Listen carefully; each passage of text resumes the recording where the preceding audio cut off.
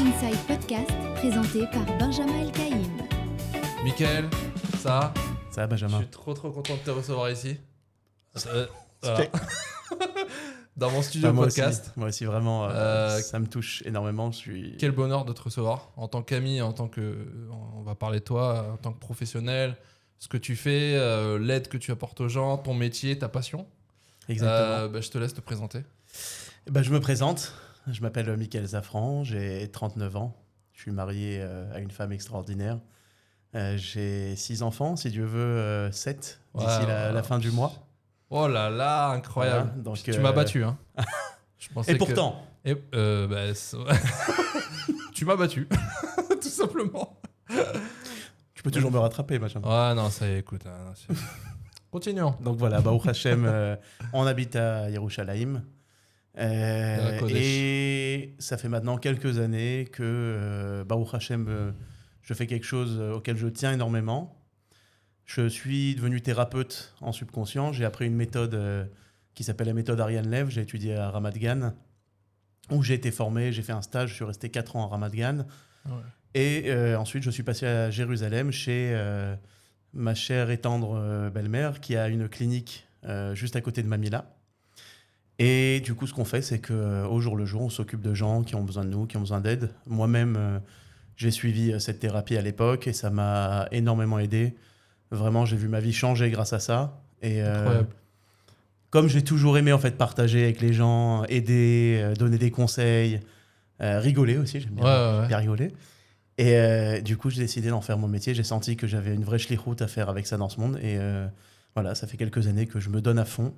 Et que j'essaye, comme moi, on m'a aidé, je peux même dire ça m'a carrément sauvé la vie, changé la vie. J'essaie de faire ça avec les gens et de leur apporter ça aussi. Incroyable, c'est magnifique. Déjà d'avoir ton métier, d'en faire ton métier, d'avoir cette shlichut. Déjà moi, en tant qu'ami que je te connais, je sais que tu es quelqu'un qui déjà à la base aime aider. Donc c'est déjà, bon, je ne dis pas pour ça pour te faire lancer des fleurs, mais c'est vraiment, ouais, comme tu as dit, c'est une shlichut. Alors, pour qu'on comprenne un peu mieux ce que tu fais, c'est quel type de personnes qui viennent vers toi? Par exemple, quelqu'un qui se sent pas bien, quelqu'un qui est triste, quelqu'un qui arrive pas à avancer dans sa vie, quelqu'un qui a des blocages sentimentaux. Enfin, c'est quoi c'est quel type de personnes qui viennent te voir et comment ça marche, combien de temps ça dure, etc., etc. En réalité, il y a vraiment tout type de personnes qui viennent me voir. C'est-à-dire que j'ai des jeunes, j'ai des personnes plus âgées. J'ai des gens de toute classe sociale, j'ai vraiment tout type de problèmes. C'est-à-dire qu'on part des phobies, des traumatismes, au simple petit blocage, au simple petit ressenti de je me sens pas aimé, je me sens seul, j'ai peur de la vie, peur d'avancer. Il y a vraiment de tout. C'est-à-dire il y a toute tranche d'âge, toute catégorie, il y a de tout. Et ce qui est bien dans cette thérapie, c'est qu'elle n'est pas faite justement juste pour soigner une maladie mentale, elle est faite pour pousser en avant les gens. Un des buts de la thérapie, c'est que les gens trouvent ce qu'on appelle en ivrite leur yehoud, leur destinée. Ça, je l'ai appris aussi en Torah quand j'étais à la yeshiva. J'avais lu un livre qui s'appelait Netivot HaOsher, les chemins du bonheur. Je crois que c'était le Rav Koenigsberg, je ne vais pas dire de bêtises. Mais dans ce livre-là, il disait au début du livre que chaque juif, chaque personne dans ce monde, a quelque chose à apporter, a une destinée. Et la thérapie, en fait, elle te permet, en enlevant toutes tes barrières, de te découvrir et de t'accomplir dans ce monde-là. Et c'est pour ça que pour moi, c'est encore plus une vraie shlichut, parce que du coup, les gens deviennent heureux, quoi. Ils avancent et ils font ce qu'ils ont à faire. C'est magnifique. C'est-à-dire que, par exemple, c'est quelqu'un qui a des problèmes de zougiout ou qui a un blocage par rapport à ça, il peut arriver à enlever ses peurs dans son travail, à trouver son chemin, ce qu'il veut vraiment faire, ce qu'il a au fond de lui, ce qui l'intéresse. Et dans tous les domaines de la vie. Les parents aussi ont dit beaucoup de... Dans plein de bien trucs. Bien sûr, complètement. Les trucs d'avant. Ça va aider à tous les niveaux. Voilà, c'est-à-dire que ça peut aider dans le couple, comme ça peut aider au niveau du développement personnel, comme ça peut aider même des fois au niveau de maladie ou de douleur. Ça aide vraiment à tous les niveaux. Quand on enlève nos barrières, même le corps va mieux. Le corps, c'est juste l'image du monde intérieur de la personne émotionnelle. Donc, quand on n'est pas bien à l'intérieur, on va mal aussi à l'extérieur. Le corps, c'est que l'enveloppe. Et du coup, voilà, ça peut aider vraiment à tous les niveaux. Moi, même personnellement, je ne vais pas m'éterniser sur moi. Non, mais c'est bien de donner des exemples. Bien sûr, je vais donner des exemples. Je vais dire honnêtement, depuis que j'ai fait cette thérapie, ça m'a permis d'évoluer déjà avant tout dans mon couple. C'est-à-dire que c'est vrai qu'on a eu quelques années difficiles au démarrage.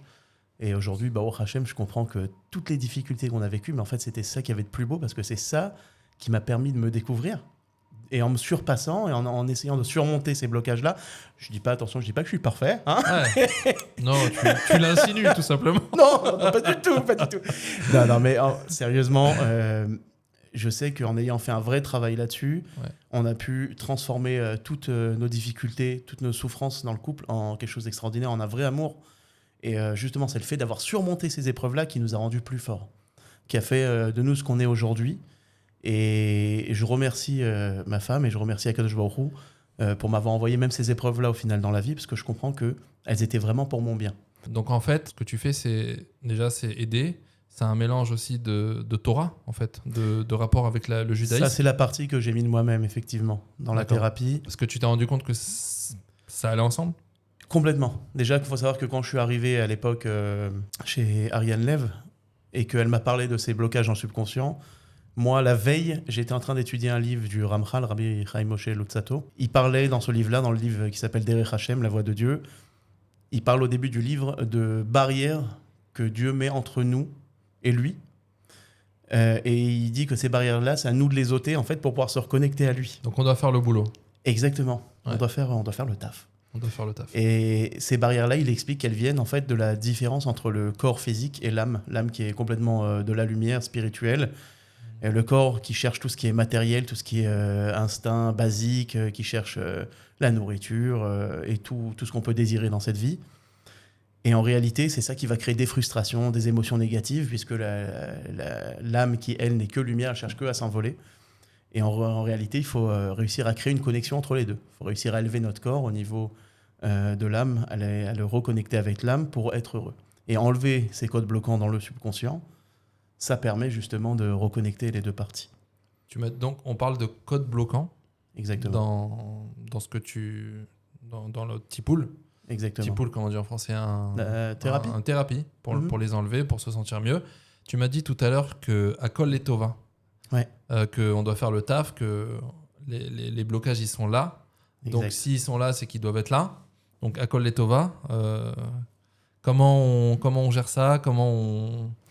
Voilà, quand on a des choses dures qui nous arrivent, comment on doit les prendre ? Comment ça nous aide à passer les épreuves D'accord. Bah là, je vais t'expliquer une des choses aussi qui m'a poussé à continuer dans ce métier-là, c'est que j'ai compris, en étudiant en même temps de la Torah, plus avec les explications de la thérapie Ariane Lev, j'ai compris qu'en réalité, tout ce qui se passe dans notre vie, comme le dit, encore une fois, je vais citer le Ramchal parce que c'est un rave que j'adore étudier,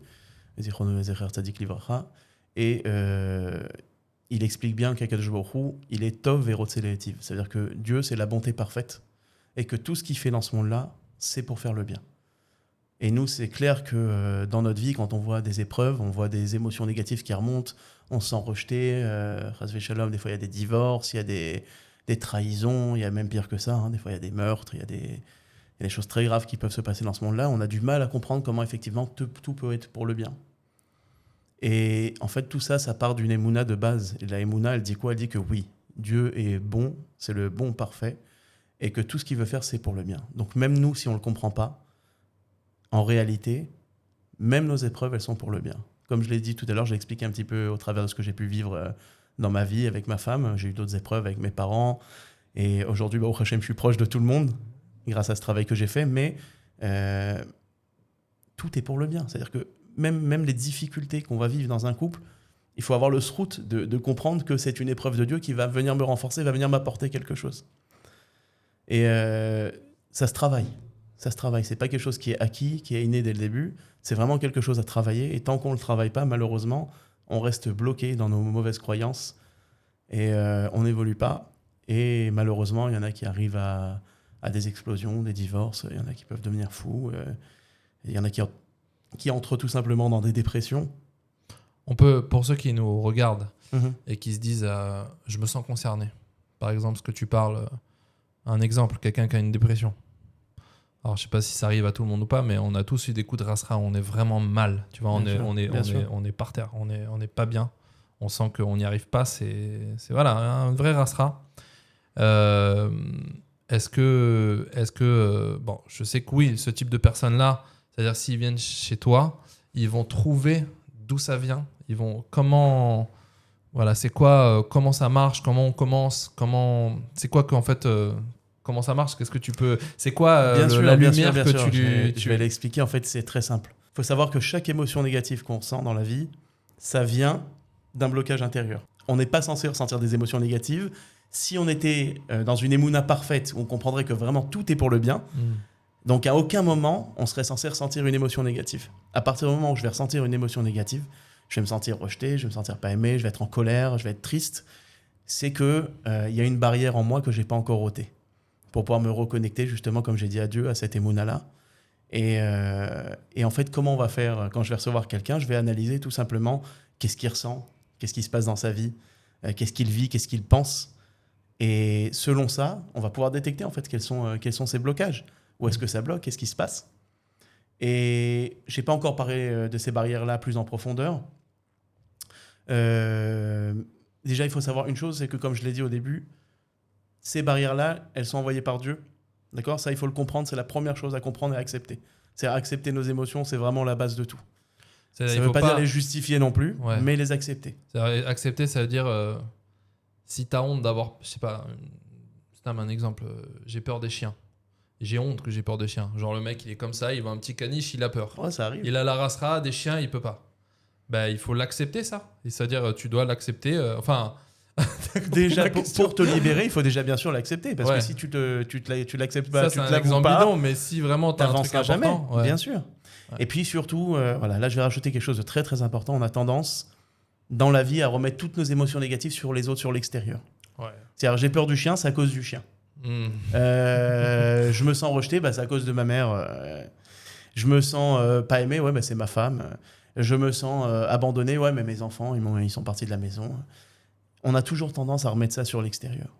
Alors qu'en réalité, là, je vais donner pour moi quelque chose qui est vraiment une base. Je me base toujours sur une phrase qui est écrite dans la Gemara, dans Masechet Sanhedrin, d'Aflamet Zayin, pour ceux qui veulent les références. Il est chaud. Non, je suis loin d'être un tzaddik, mais ça, en tout cas, je sais que je l'ai lu. Et il y a écrit, je crois que c'est dans la Mishnah, à la fin de la page, il y a écrit que chaque personne doit dire, tous les jours, a l'obligation de dire « Le monde a été créé pour moi ».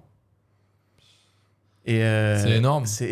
C'est énorme. Alors au début, j'avais du mal à comprendre cette phrase. Je me disais, ça veut dire quoi? C'est-à-dire, je suis le maître du monde, je suis le roi du monde, qu'est-ce qui se passe? Et en réalité, j'avais lu aussi une explication de Rabbi Nachman qui disait que, effectivement, quand quelqu'un il voit quelque chose qui se passe mal autour de lui, la seule chose qu'il doit faire, c'est prier pour que ça aille mieux, pour ce qui se passe autour. C'est-à-dire, au lieu de prendre ça sur toi-même, de t'énerver, de te frustrer, non, prie, répare quelque chose à l'intérieur de toi, ça va se réparer dehors. C'est ce que j'ai compris de cette phrase-là. Et quand on dit « le monde n'a été créé que pour moi », ça veut dire qu'en réalité, tout ce que je vois, moi, dans ma vie, dans ma réalité autour de moi, ce monde dans lequel Akadosh Baruch Hu m'a envoyé, il est en fonction de ce que moi, je suis à l'intérieur de moi et de ma reconnexion à Dieu. Combien j'ai réussi à me travailler, à me surpasser. Tant que je vais juger les autres autour, que je vais juger l'extérieur, et en fait, je reste en dehors de moi, je ne me répare pas. Alors qu'en réalité, c'est aussi simple que ça. Tout se trouve en nous. Toutes ces barrières-là, elles sont en nous. Et c'est à nous de les travailler et de les ôter. Comme j'ai dit, chaque fois qu'on sent une émotion négative, c'est qu'on a un blocage. C'est à nous d'enlever ces barrières-là pour pouvoir se reconnecter justement à tous aux autres et être plus dans le don, dans l'amour que dans l'attente nous-mêmes de recevoir. C'est énorme. C'est énorme. Non, mais c'est vrai, tu dis ça comme si rien, mais c'est tellement incroyable. Donc en fait, il faut arrêter de pas se blâmer, chas v'shalom, parce qu'il y en a qui sentent vraiment pas bien et qui ont besoin vraiment d'aide. Mais il faut faire le boulot en fait. Il faut aller de l'avant et. Exactement. Voilà. Et même. En fait, c'est une grande yeshua de pouvoir et un mazal aussi de savoir que par exemple, il y en a qui sont très mal. Ils se disent, il n'y a pas d'issue. Il n'y a pas d'issue. Toute ma vie, je vais être triste. Toute ma vie, je vais être mal. Toute ma vie, je ne vais pas me marier. C'était mon cas. Et donc du coup, ça veut dire là, tu touches au fait de dire vraiment, là, je fais le travail, je m'investis dans moi pour pas, comme tu as dit, autour des autres. Non, c'est moi en kiviachol le problème. Je m'investis dans moi, je travaille dans ce que j'ai à travailler et après, ça se délivre. Donc, exactement. Donc c'est du travail, mais c'est une yeshua énorme. Et c'est sûr que c'est un vrai travail aussi. Ouais, D'accord, ouais. c'est pas, Ah ouais. c'est pas de la blague, il faut vraiment toucher à toutes ces émotions, il y a tout qui remonte. Ouais, ça doit être C'est un difficile. vrai travail. Mais comme toujours, je donne toujours un exemple. Je dis toujours l'exemple de la personne qui, malheureusement, qui est blessée, qui doit se faire opérer, c'est-à-dire qu'elle a le bras ouvert. Bah, il va falloir passer par une opération douloureuse, la guérison, jusqu'à que ça cicatrise. Par contre, une fois que c'est bien cicatrisé, s'il a bien été opéré, eh ben, il peut retourner vivre sa vie. On dit même que la zone où il y a la cicatrice, la peau devient même encore plus forte que ce qu'elle était à la base. Donc c'est exactement ça en fait. Chaque épreuve qu'on a dans la vie, elle vient, comme je t'ai dit tout à l'heure, pour nous renforcer dans quelque chose. Parce que Dieu, il n'envoie pas les épreuves pour rien. C'est pas aussi pour rien qu'on dit que Dieu, il envoie les épreuves à ceux qui peuvent les surmonter. Parce que c'est un tikkun. S'il n'y a pas de tikkun à faire, si l'épreuve est plus forte que moi, donc il n'y a pas de raison. Tu peux pas y toucher. Il n'y a pas de donc, raison d'être. Il n'y aurait pas il y aurait pas de but dans une épreuve. Et c'est justement parce qu'on peut les surmonter qu'on les reçoit pour nous rendre plus forts, pour nous. Parce qu'en réalité, Dieu, il a créé ce monde-là pour nous. Pour nous faire du bien, pour nous rendre heureux. C'est de la bonté. C'est de la bonté pure. Non, c'est vrai. C'est de la bonté pure. Alors, je suis d'accord. Je sais qu'il y a des fois des tragédies dans ce monde-là, que ça peut faire très, très mal. Moi-même, étant jeune, j'ai perdu une petite sœur. J'étais juste avant ma bar mitzvah. Et j'ai perdu une petite sœur qui avait 2 ans et demi. Bah, je sais que, voilà, bien sûr, ça a été une souffrance énorme pour toute la famille, la perte. On a tous mis du temps à s'en remettre. Je ne sais même pas si on peut dire qu'on s'en est vraiment remis jusqu'à aujourd'hui. Mais en surmontant ça, quelque part, c'est sûr qu'on a aussi gagné une force dans la vie. Et on peut décider ou, comme tu as dit tout à l'heure, de faire le taf, de faire le travail et de surmonter cette barrière-là, de l'abandon, de la souffrance et aller vers quelque chose de mieux. C'est notre choix. C'est notre choix. C'est ça, le libre arbitre que Dieu nous a laissé dans ce monde-là. Comme les codes sont en nous, Oui. est-ce que c'est nous le problème ? Est-ce que... attends, c'est quoi que tu m'avais dit encore ? Un truc intéressant. Une question intéressante, tu m'avais dit, c'est nous le problème ? Ah oui, voilà. Je reprends. Culpabilité. Voilà, est-ce qu'on est censé prendre ça sur nous ? Est-ce que c'est nous le problème ? C'est nous la cause ? On est censé se sentir fautif ? Alors, j'ai une question. Je voudrais revenir sur un truc. Si on a des codes bloquants qui sont en nous, est-ce que c'est de notre faute ? Est-ce que c'est nous le problème ? Et est-ce qu'on doit se sentir de la culpabilité d'avoir ces codes-là ? Alors justement, ces codes-là, comme je l'ai expliqué tout à l'heure, comme ils viennent de Dieu, c'est pas vraiment nous qui les avons choisis consciemment. Alors on dit qu'effectivement, l'âme, avant de descendre, elle reçoit son tikkun à faire dans ce monde-là et qu'elle accepte de le faire. Mais nous, en tant qu'être humain, de chair et de sang, avec notre âme à l'intérieur, mais quand même de chair et de sang, on n'a pas vraiment choisi ça. Il y a beaucoup de gens qui disent « Mais moi, je n'ai pas choisi de naître dans cette maison, avec ses parents, je n'ai pas choisi de vivre cette vie. » C'est vrai qu'on ne l'a pas choisi consciemment. Inconsciemment, on l'a choisi. Ça, j'y reviendrai peut-être plus tard. On parle du niveau de l'âme, mais là, en tant qu'humain, en tant que personne, on ne l'a pas choisi. Donc, il faut s'enlever toute culpabilité. Il faut comprendre que ces barrières-là, elles sont pour notre bien, pour notre évolution. Et il faut arrêter de les voir justement comme un calvaire. Il ne faut surtout pas se culpabiliser. Il faut comprendre qu'elles sont là, on les travaille, c'est tout. C'est-à-dire tous les mauvais traits de caractère qu'on a à voir, des gens qui font, on va dire, des avéros, des trucs, ils sont pas bien, ils n'arrivent pas à gérer, ils se sentent coupables. Mais bien sûr. Une culpabilité, des fois, dure à vivre. Et ce qui est normal. Hein. Ce qui est normal. Encore une fois, comme je l'ai dit au début, il faut accepter ses émotions, c'est normal. Ouais. Mais donc, du coup...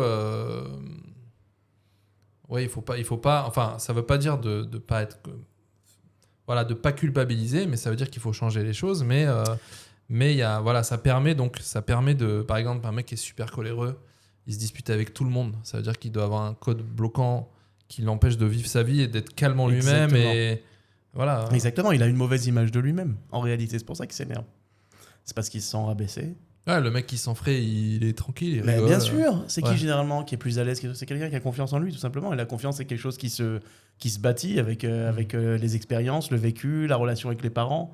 Alors bien sûr que les parents jouent aussi un grand rôle dans le subconscient. C'est pas pour rien qu'on dit que y a 3 shutafim, 3 associés dans la création de l'homme. C'est le père, la mère et Dieu. Les parents ont un rôle extraordinaire à jouer là-dedans. Et en réalité, ces parents-là, ils sont choisis même en fonction du tikkun que la neshama doit vivre. Donc ça aussi, c'est une chose que j'ai envie de dire aux parents. Des fois, les parents ils me disent « Ouais, mais maintenant, c'est trop tard. Même si je fais un travail, de toute façon, j'ai détruit mes enfants. C'est fini. Je les ai détruits. C'est une catastrophe. Oh, combien de mal je leur ai fait à cause de moi. Ils ont... » Tu vois, je dis « grâce ». C'est fou. C'est un lapsus. Grâce à moi, ils ont eu des tellement, blocages. Et en réalité, c'est même presque comme ça. J'ai envie de dire qu'il faut le voir. C'est-à-dire, c'est pas à cause de toi, c'est grâce à toi qu'ils sont venus dans ce monde-là, qu'ils vont pouvoir vivre leur tikkun. Et comme j'ai dit aussi, voilà, les enfants, c'est Dieu qui décide de les envoyer chez toi parce que tu es comme ça. Parce que tu as ta personnalité, parce que tu es un peu nerveux, et parce que ton fils, il doit vivre cette relation-là, il doit la surmonter. Lui, ce sera son épreuve dans cette vie. Toi, tu as eu ton épreuve, lui, il a la sienne. Donc, il faut vraiment, une fois qu'on a pris conscience de ça, qu'on veut se libérer, il faut accepter, premièrement. S'accepter comme on est, avec nos barrières, avec nos blocages, avec nos émotions négatives. Une fois qu'on a ça, on a la émouna, on dit ok, tout est pour le bien, maintenant j'avance. On dirait que c'est... En fait, c'est un peu le guide. Moi, je vais entendre ça comme le guide pour être heureux. Accepte déjà qui tu es, ce que tu as comme tu es, et vas-y, répare. Et continue et avance. Non, mais c'est déjà, il y en a, c'est culpabilité. Par exemple, c'est un truc tout bête. Quelqu'un qui veut faire un régime. Voilà, comme moi, par exemple. Moi aussi. Après, je m'accepte, hein, mais... Ouais. Mais tu vois, bon, t'as compris, quoi. On se dit, je suis nul, là, j'arrive pas, machin. Mais bon, voilà, peut-être que... On a tous des trucs qu'on n'arrive pas à faire. Après, c'est pas vital. Bon, c'est pas genre, t'as compris. Mais genre, il y en a qui n'arrivent pas à se marier, qui n'arrivent pas à avoir des bonnes relations, etc. Donc ça vient tout de codes bloquants. Exactement. Et je voulais te poser une question par rapport à ça. Combien il y en a et comment...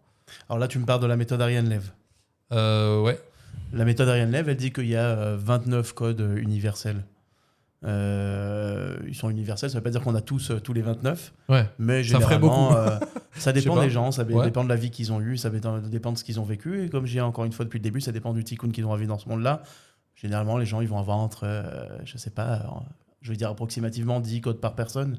Ça peut être moins, ça peut être plus. D'accord. Ça dépend vraiment de chacun, de son vécu. À partir de la détection des codes, tu fais un travail après à ta manière avec ce que toi tu apportes de nouveau dans... Exactement. Voilà. Alors, jusqu'à aujourd'hui, je pratique la méthode Ariane Lev, qui est bien sûr pour moi une méthode extraordinaire. Et comme j'ai dit, voilà, elle se relie vraiment à Maïmouna. Et ce que j'avais envie aujourd'hui, c'est non seulement de partager cette méthode Ariane Lev, de dire que voilà, je suis thérapeute. Si quelqu'un a envie de faire un travail sur lui, qui souhaite venir me voir avec grand plaisir, on pourra avancer. Mais d'un autre côté, on écrira les coordonnées. Bien sûr. Et c'est vrai que tu vas être beaucoup pris. C'est vrai que je suis beaucoup pris. Je suis déjà beaucoup pris. Baruch Hashem, des fois ça me fait de la peine. Je me dis, il y a tellement de gens qui souffrent. Mais d'un autre côté, je vois ça comme une shlichut. Et donc voilà, j'ai dit, on peut venir me voir. Mais surtout, voilà, ce que je voulais rajouter en dehors de la méthode Ariane Lev pure, c'est vraiment ce côté Emouna qui est important pour moi. Depuis le début. C'est-à-dire que même quand je suis arrivé chez Ariane Lev, j'avais déjà une recherche de vérité, une recherche de pourquoi on souffre, qu'est-ce qui se passe, pourquoi Dieu il nous a fait souffrir dans ce monde-là. Parce qu'au final, il n'y a pas quelqu'un qui ne souffre pas dans cette vie. Tout le monde souffre à son niveau. Tout le monde a une difficulté, tout le monde a des émotions négatives à un moment dans sa vie. Ouais. Pourquoi ? C'est ça ma question. Et si je dis que Dieu, c'est le bon, l'état pur, pourquoi il nous fait vivre ça ? Alors, je vais répondre. C'est une question difficile, mais c'est vraiment quelque chose auquel je réfléchis énormément ces dernières années. Et quand je dis qu'en fait, Hachem est la bonté à l'état pur, ça veut dire qu'il nous envoie dans ce monde-là en conscience que c'est la meilleure chose pour nous qu'on puisse vivre. C'est la meilleure chose pour qu'on puisse au final se connecter à lui et être heureux. C'est ça en fait, le fait de se surpasser, de vivre ces épreuves même quand on ne comprend pas. On ne comprend pas, des fois il y a même des morts qu'on ne sait pas expliquer. Mais nous, on vit toujours ça à notre petit niveau d'être humain dans cette vie-là, dans notre présent. Il faut savoir que déjà l'âme, elle est infinie. D'accord ? C'est-à-dire on ne peut pas savoir ce qui s'est passé, il y a eu des vies antérieures.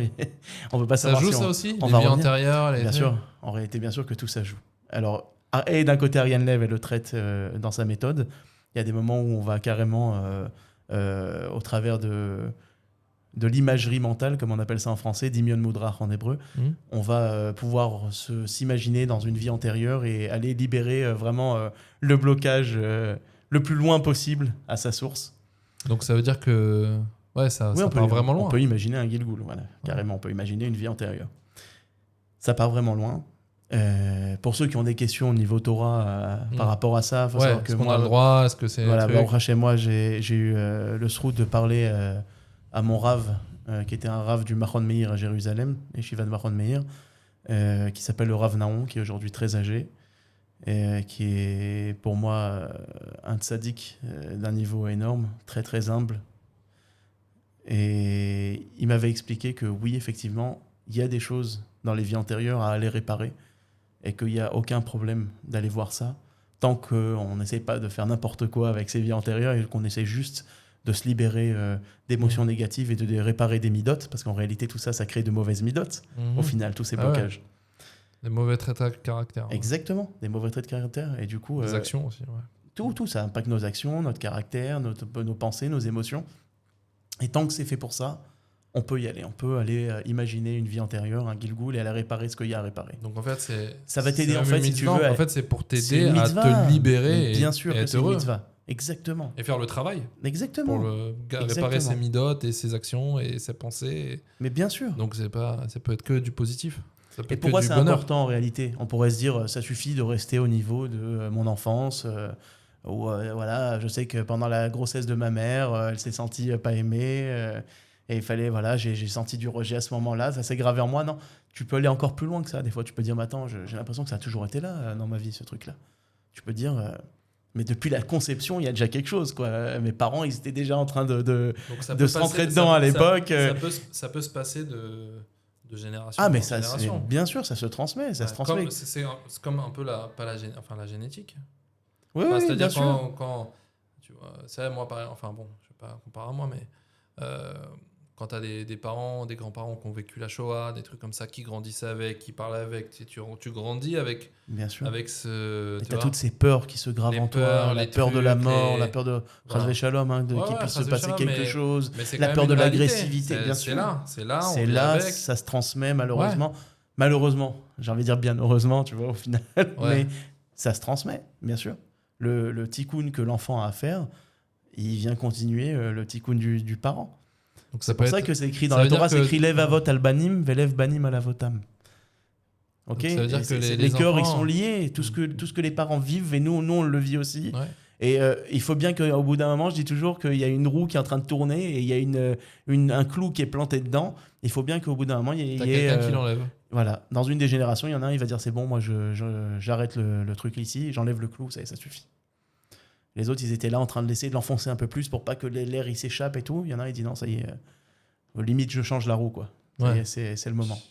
Je voulais rajouter encore un petit truc, justement. Il y a beaucoup de monde qui me dit oui, mais je suis là à parler de mes blocages, mais au final, je vois bien que voilà, ma mère elle se comporte comme ça avec moi, mon frère il se comporte comme ça avec moi, ma sœur elle me déteste et tout. Et les gens ils sont là en fait à accuser. Et ils ont du mal à voir qu'en réalité, c'est pas comme ça que ça marche. C'est pas comme ça que ça marche. Et toi, tu as ton blocage intérieur, donc tu vas vivre ça avec ta mère, avec ta sœur. Et la preuve de ça, justement, j'aimerais l'emmener, encore une fois, je sais que j'utilise beaucoup d'Emouna et de Psukim et tout ça. Et là, ça va être par contre un exemple qui va nous permettre à tous de comprendre pourquoi est-ce que si Dieu est la bonté parfaite, il nous a envoyé dans ce monde vivre toutes ces épreuves, toutes ces souffrances. Pourquoi il ne nous a pas gardés sous forme de Neshama, dans la lumière, tranquille, tout va bien, comme des anges. On le sert, on fait ce qu'il a envie, et puis c'est tout va bien. On aurait été bien. Je sais pas, je m'imagine. En réalité, en ayant bien analysé ça, j'ai compris que, comme je l'ai expliqué, si Dieu est la bonté parfaite, il nous a envoyés dans ce monde-là pour une raison. C'est pour nous, pour notre bonheur. Alors oui, c'est dur, ouais, si on souffre et tout. Comment on peut expliquer ça ? Je vais donner l'exemple d'un petit bébé qui vient de naître, qui est dans une pièce lumineuse. Et il y a toujours de la lumière dans cette pièce-là, qui est allumée 24 heures sur 24. Et il grandit, passe les premiers mois, il y a sa maman qui est là, il y a, comme je l'ai dit, il a tout ce qu'il faut. Le lait maternel, les jouets, la nourriture, tout va bien, tout est en abondance. Il y a de la lumière tout le temps. Il s'épanouit tranquillement. Mais là, par contre, à un moment donné, il y a l'électricité qui saute. Il faut réappuyer sur l'interrupteur. Et là, par contre, quand il fait noir complet, que l'enfant se réveille, il est dans le noir complet, il va hurler. Il va se sentir terrorisé, paniqué. Il va pas comprendre, il va pas voir sa mère. Il va pas comprendre ce qui se passe. Toutes les peurs vont remonter. Il va avoir tous les blocages du monde. Il va se sentir à ce moment-là dans la peur, dans le rejet. Maman, elle m'a abandonné, mais qu'est-ce qui se passe ? Il va tout ressentir à ce moment-là de négatif. Mais sa mère, elle va ouvrir un petit peu la porte de la pièce d'à côté, dans laquelle il y a encore de la lumière. Et là, l'enfant, il va voir le petit filet de lumière il va courir pour aller Vers la retrouver lumière. cette lumière-là, exactement. Et là, par contre, quand il va rentrer dans la pièce lumineuse, ou qu'on va réallumer la lumière dans la pièce dans laquelle il était, il va enfin pouvoir apprécier cette lumière-là. Avant ça, il ne l'appréciait pas, c'était normal pour lui. Depuis qu'il est né, il y a toujours eu de la lumière. Pour lui, c'était normal. C'est un peu comme les anges, en fait, qui sont toujours dans la lumière. C'est pour ça qu'on dit que l'homme est à un niveau supérieur de Parce qu'on l'ange. doit faire les choses Parce pour que les nous, on a accepter. connu le noir. On a connu le noir, et c'est ça qui nous permet de nous élever. Et en retrouvant la lumière, c'est là qu'on est heureux. Et c'est là le vrai bonheur, dans cette vraie connexion à Hachem. Cette vraie connexion à Kadosh Baruch Hu, c'est pour ça qu'il nous a envoyés là, en fait. On voit Ce ça un peu retour à partout, lui. hein. On voit ça un peu partout, même dans les... Que ça soit par exemple un sportif de haut niveau. Le mec, il se déchire, il se déchire jusqu'à qu'il Exactement. y arrive. Et là, Et là, il est heureux. Il est heureux. Bien sûr, Et quand comme il a il y en a battu qui ses records, il a fait. On dirait que quand on a tout de suite, bon, comme tu as dit, c'est normal. Mais quand tu travailles dur pour un truc et tu l'obtiens, tu as un bonheur, une satisfaction, tu es fier de toi aussi. Cette Exactement. fierté, et cette fierté-là, elle te fait te sentir au top. Exactement. C'est, Moi, je donne toujours aussi l'exemple de la muscu. Ouais. Tu vois, il y a les types, ils sont là, au début, ils prennent des haltères. Le type, il a pas des gros bras. Il prend une haltère de 2 kilos. Il commence doucement. Puis après, de 2, il passe à 5. De 5, il passe à 10. Et là, il voit son corps qui commence à se sculpter et tout. Et là, au bout d'un moment, il voit le résultat. Il est comme un fou. Ah ouais. Imagine la différence entre ça ou quelqu'un qui serait né directement avec des gros muscles. Bon, il est content. Il est content, mais il n'a pas eu l'effort. Il n'a pas eu l'appréciation de cet effort-là. Il n'a pas eu le sentiment qu'il a fait quelque chose. Et ça, c'est un cadeau qu'Akadosh Baruch Hu nous a donné dans ce monde-là. C'est ce libre arbitre. Il n'est pas très grand, notre libre arbitre, en réalité. Si on analyse bien, il est juste dans la décision de faire quelque chose. Il est dans la décision de changer. Il est surtout là, notre libre arbitre. Parce que souvent, comme j'ai dit tout à l'heure, on est conditionné en fait, par nos blocages. Quelqu'un qui est tout le temps dans le rejet, il se sent tout le temps pas aimé et il ne peut pas faire grand-chose pour ça à la base. Il est dans son blocage. Il sent qu'on l'aime pas, qu'on le rejette, qu'on le repousse. Donc du coup, il a des comportements un peu aussi bizarres. Exactement. Donc, voilà. Exactement. Et Et là, du coup, de faire c'est ce en travail-là, travaillant ce rejet-là, en le libérant, en comprenant que non, on t'aime. Dieu t'aime, il t'a envoyé là. C'est pas que les personnes en face ne t'aiment pas. C'est toi qui sens que les personnes ne t'aiment pas. Mais ça veut dire qu'en fait, on peut être, pas chas v'shalom, mais enfermé dans des pensées fausses qui nous font souffrir.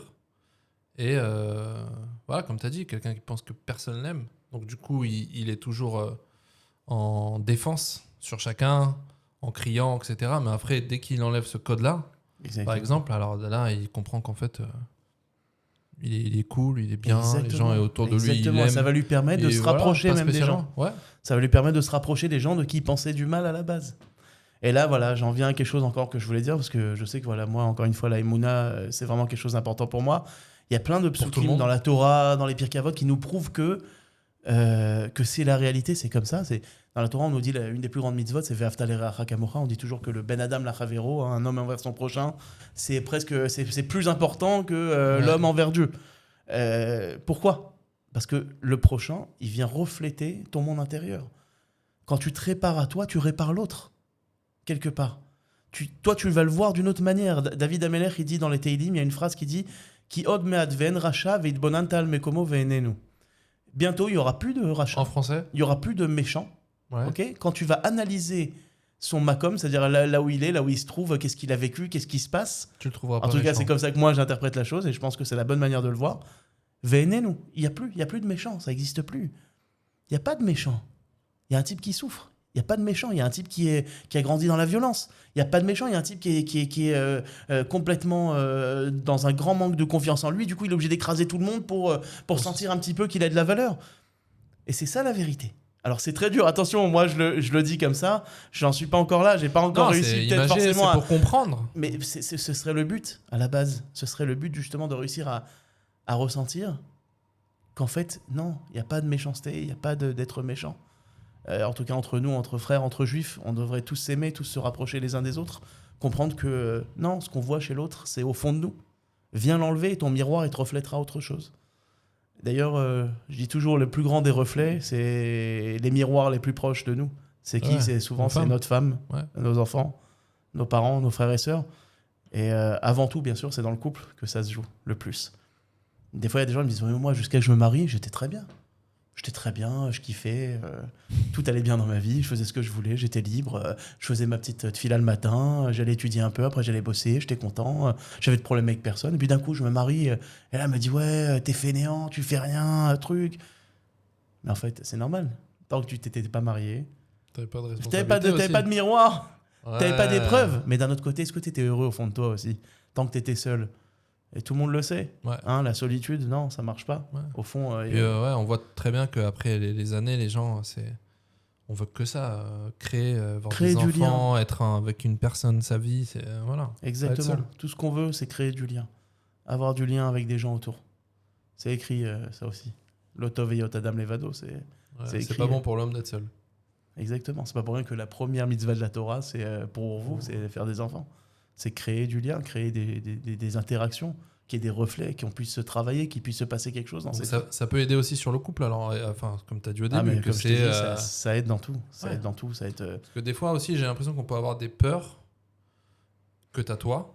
oui. Donc, du coup, comme tu as peur d'un truc, que par exemple, ta femme, elle a pas peur, mais toi, ça te stresse ou ça te truc, donc du coup, tu te disputes ou tu te comportes pas très cool. Du coup, ça crée des disputes qui n'ont Exactement. pas vraiment lieu d'être, tu vois, sur plein de sujets. Ouais, et puis d'un autre Mais, côté, ouais, essaye de après- réfléchir aussi pourquoi Dieu il t'envoie juste une femme qui justement va Voilà, réagir des fois c'est sur ça. ton point de faiblesse. Ouais. Après- tu te dis elle pourrait me comprendre, mais non, elle me le remet dans la tête. Ouais, Ben oui, justement, elle te le remet parce qu'elle est venue pour t'aider à te réparer. Après, c'est encore un autre sujet. ouais. Le fait que la femme soit un être plus parfait que l'homme, j'en parlerai pas trop maintenant, c'est pas le but. Mais Mais l'âme. si on va selon la Torah, en réalité, oui, il faut avouer, la femme est un être supérieur à l'homme au niveau de son tikkun dans ce monde-là. Elle vient surtout Réparer l'homme. pour réparer l'homme et elle est à un niveau nettement supérieur. Bon, après ça, je pourrais développer Ouais, bah, après, niveau c'est d'autres- toranique et tout, mais Ouais. je vais pas m'éterniser sur le sujet. Et donc, pour revenir au tipoul que toi tu fais, Ouais. aux gens à qui s'adresse, on a compris que ça s'adresse un peu à tout le monde, mais Ça est-ce que s'adresse à tu as tout le des monde. cas particuliers où vraiment. Parce que je sais qu'il y en a plein qui sentent que moi, je suis trop dans le bad, je peux même pas venir te voir. Ou je suis trop dans le bad, non, laisse tomber, j'y arriverai pas. Ou je suis trop. Tu vois ce que je veux dire? Il y a des gens qui sont. Voilà, est-ce que quelqu'un Ouais, qui bien écoute sûr. ça, qui aimerait se. En fait, je sais que quelqu'un qui est pas bien, il veut sauver sa vie quand il est mal, tu veux vraiment tu vois, te sentir bien, c'est. Voilà, c'est la chose la plus importante, Voilà, c'est ce qu'on c'est la cherche chose la tous, plus au final, importante. on Voilà, cherche le on cherche bonheur. tous à être heureux, à être bien, à kiffer, etc. Et donc, voilà, ça s'adresse vraiment à tout le monde pour tout type de problème en fait. C'est vraiment intérieur, tu règles tes problèmes à toi dedans. Exact. Ça s'adresse à tout le monde et j'ai envie de dire que chacun a la sensation qu'il a un cas unique. Alors on est tous des cas uniques, c'est vrai, c'est réel, comme on est tous des êtres uniques et que Dieu a fait en sorte que dans ce monde-là, on ait tous une particularité, on soit tous uniques. C'est pour ça qu'au début, quand je disais qu'on a tous un rôle à jouer dans ce monde-là, on a tous un rôle à jouer et effectivement, on est tous uniques. Malheureusement, il y a certaines personnes qui pensent qu'elles sont uniques dans leur désespoir, qu'elles sont uniques dans leur souffrance, Ça, dans c'est leur cher, peur. ouais. Et je pense que tout le monde d'ailleurs le ressent ça au début. Moi aussi, je me souviens que quand je suis arrivé, chaque fois je disais à ma thérapeute, ah je suis un cas spécial hein, quand même. Et tout le monde me le dit, tous mes patients me le disent ça. Oh, t'as jamais vu un cas comme ça quand même. Moi je suis un cas Et perdu. ils ont honte hein. aussi. Ils ont honte et d'un autre côté, Ça le libère. tu sens qu'ils sont connectés un peu à ce blocage et que malheureusement il est ancré et qu'ils ont du mal à s'en libérer. Tu vois ce que je veux dire, c'est ils le vivent et ils en ont l'habitude et limite quelque part ils ont des fois l'impression que c'est ce qui les rend uniques. Le fait qu'ils galèrent tellement, tu vois, dans la vie. Ouais. Le fait qu'ils souffrent tellement, qu'ils ont tellement peur. Après, c'est pas tout le monde comme ça, mais je sais que souvent les gens pensent que eux, ils sont un cas qui est complètement perdu. Alors que non en fait. Alors que pas du tout. Ouais. On est tous pareils. Ouais. On est tous une âme et un corps, et on a tous des épreuves. Alors, c'est vrai que chacun les vit à un autre niveau. Chacun va vivre son épreuve autrement. Il y en a un, ça va être dans son couple, l'autre, ça va être dans ses peurs, l'autre, ça va être, je sais pas, avec ses parents, avec son boulot. Il va sentir qu'il évolue pas dans sa carrière. Chacun vit autre chose. Il y en a qui vont perdre des proches, il y en a qui vont vivre des atrocités, malheureusement. Et en réalité, on est tous les mêmes, on a tous une réparation à faire, et on peut le faire, et tout le monde peut le faire. Toi, tu t'apportes quelque chose de nouveau en quelque sorte. C'est-à-dire, tu as étudié, ça fait combien d'années que tu travailles dans ça Ça maintenant? fait maintenant à peu près 6 ou 7 ans, si je ne me Donc, trompe pas, que je en suis 6 dans ou la 7 thérapie. Waouh. En 6 ou 7 ans, tu as déjà développé t'as l'expérience, donc t'as appris de nouvelles choses et en fait, tu mets la Emouna dedans. C'est ça que j'ai bien compris. Exactement. Donc, En fait, depuis le début, c'est ce que je cherchais à faire. Depuis le début, je cherchais vraiment à reconnecter le monde de la Torah et tout ce qui est Yahadout, le monde juif, et connecter justement ce travail du subconscient à un vrai travail d'Emouna profond.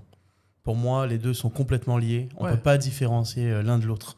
Le travail du subconscient, pour moi, c'est le Nefesh Adam, c'est réparer ses midot, c'est réparer tout ce qui est ses mauvais penchants, ses mauvaises croyances. Hein. C'est pas pour rien qu'on dit mauvaise croyance, même en français, même dans plein d'autres styles de thérapie, on dit les mauvaises croyances. Ça veut dire quoi? C'est qu'il y a un problème de Emouna profonde. D'accord? Une croyance, en hébreu, c'est une Emouna. Et pour moi, les deux sont complètement liés, effectivement. J'ai voulu lier les deux et faire comprendre à quel point aux gens qui sont aussi religieux, parce qu'il y a des fois des religieux qui se doutent, qui se disent « Attends, c'est quoi comme type de méthode? Est-ce que c'est très cachère? Qu'est-ce qui se passe? Est-ce que ça correspond à mon travail, à mon travail, mon lien avec Akadosh Baruch Hu dans la vie? Est-ce que c'est compatible ?» Et moi, j'ai envie de dire, c'est pas que compatible. C'est un tikkun énorme, justement, qu'on peut faire et qui est complètement relié à la Torah, à la judaïcité, à la Yahadout. Et pour moi, c'est ça qui est quelque chose d'extraordinaire, surtout.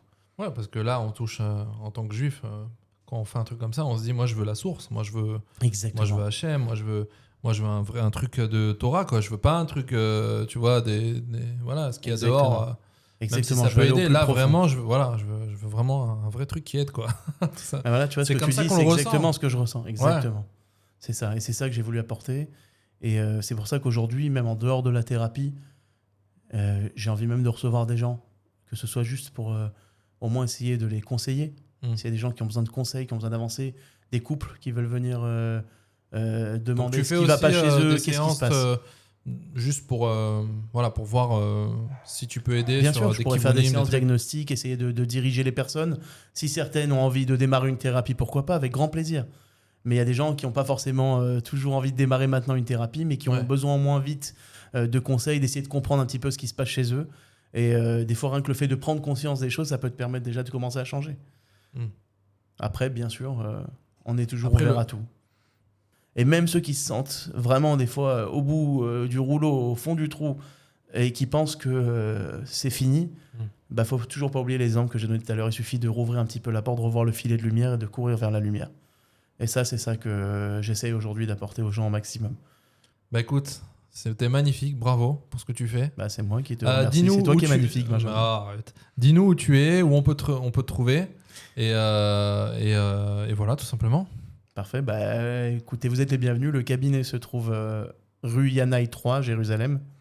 C'est juste à côté de Mamila. Et on se trouve là-bas tous les jours de la semaine, à part le vendredi. On se repose un peu, pas de dimanche. Donc, magnifique. C'était un grand plaisir de te recevoir. Écoutez, c'était un super moi podcast. Aussi, Benjamin, merci beaucoup. C'était vachement intéressant. Et je veux souhaiter une grande hatzlacha à tout le peuple d'Israël et qu'on ait le srout, si Dieu veut, bientôt de tous se réunir, d'être tous ensemble et de faire venir la Géoula, voilà. Qu'on soit tous en ardoute et que comme ça on attire la délivrance et qu'on puisse kiffer notre vie tous ensemble au maximum. Voilà, c'est tout ce qu'on veut. On est tous des frères, on s'aime.